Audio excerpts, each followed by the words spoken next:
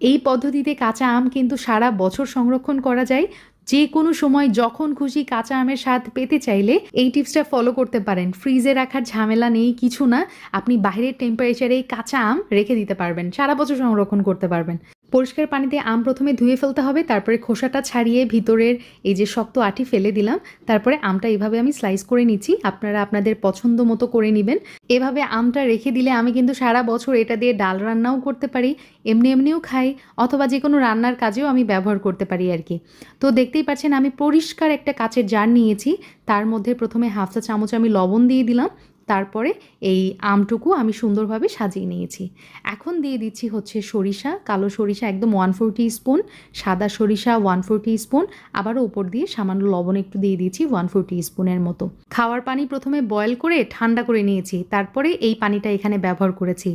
জারের আমি 1/3 ভরে দিলাম, আর বাকি অংশটুকু আমি সিরকা অর্থাৎ হোয়াইট ভিনেগার দিয়ে ভরে দিয়েছি।